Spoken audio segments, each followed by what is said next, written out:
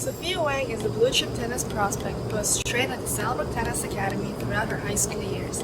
This fall, she will head to New York City to continue her studies and her tennis career at Columbia University. Former head of Saddlebrook Tennis Howard Moore sat down with her to learn about the process she undertook and the decisions she made that ultimately led her to choose Columbia.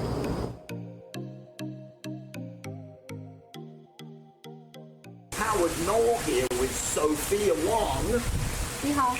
And she's going to the famed Columbia University, rated number 2 in the United States. Let's find out how. Well, I mean, it's been a very long and complicated process, but I started tennis when I was 4, around 4 or 5. I started talking to schools junior year, talked to a couple schools, and then I came to the final decision of Columbia. So, here we are. And that's really interesting for many of our viewers because many parents have their children starting at a young age, and we try to tell them that the journey is a process. And in actual fact, when I met you 4 years ago, you'd gone through a terrible injury, but yet you managed to handle that and become top 10 in the United States. Yeah, I was going through an arm injury when I was around 14, 15, so that had me out for a year, maybe.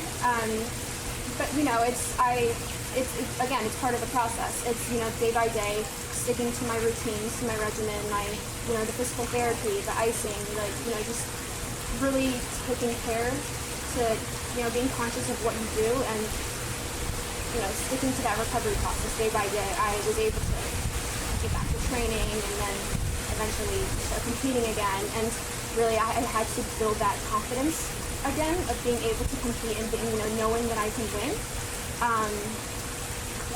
Took it day by day, really. Well, I would like to just ask you and say and let our viewers know. Not only did they recruit you through tennis, but you had a very high GPA. And I understand that you also took just a plethora of honors and AP courses. Could you tell our viewers a little bit about that, please? Yeah, schools in the U.S., they're very rigorous, the academics. So even though I'm being recruited for tennis, a big part of it is having, my classes, my GPA, taking those SAT, those college entrance exams. It's being able to find a balance between those academics and those athletics. And really, you want to excel in both fields, just because you're going to have, because again, getting into these colleges, it's going to be a competition. And you're going to have people who are good at tennis, and you're going to have people who are very smart and they can do the courses. But you want to be able to balance both and really, do your best in both and kind of, find that you don't want to rely on either one. And I mean, I think a lot of colleges are going to be able to recognize that when they're looking for students. Could you say, because Columbia's admissions process is very holistic and it looks at the entire person, could you talk a little bit about your essay, that 600-word essay, and how long did it take you to cultivate that? Well, just like any college essay, they really want to learn about you. It's called the personal essay. So they just want to know who you are as a person. They want to know, they give you several prompts that you can talk about. So out of these prompts, you choose one and then you just kind of go from there. But pretty much it's an open, you can talk about whatever you want. You just want to make sure it represents you. And you want to make it special too. You want to make it meaningful.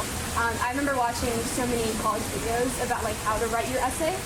Going into, I wanted, you want that knowledge. So I remember one person saying, if you can make your admissions officer cry or laugh or feel anything special, that's really, they're gonna remember you.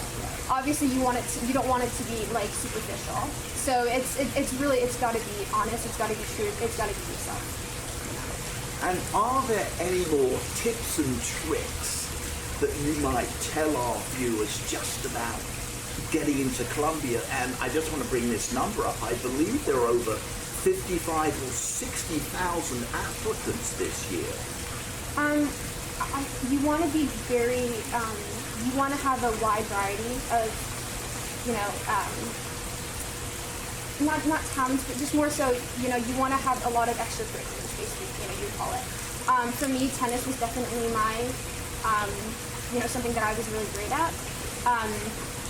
But I never looked at it as, oh, I'm going to do tennis so I can get into college. You know, I feel like it's something that you just really want to enjoy, and you really, I mean, that's really the only way you can excel at it, right? The way I see it, it's not a means to an end. It's, you know, it has to be something in itself. So I would say find something that you really enjoy, and then something you think that, you know, to college is something that makes you stand out. Really. I mean, as for other tips,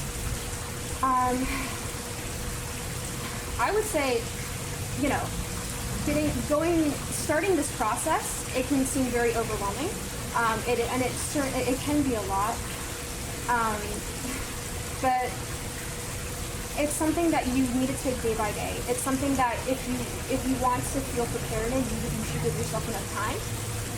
So I would start thinking about it early, and I don't mean, you know, kindergarten, you know, don't force your kids, you know, but. Wait a minute, that's a good thing for the parents to hear in China. Did you hear that? Not at 4 or 5. There's plenty of time. So Justin, Sophia, look, I can't thank you enough for giving, again, the tips and tricks, getting into such a famous university and everything you've done to get there. So I would like to say, 谢谢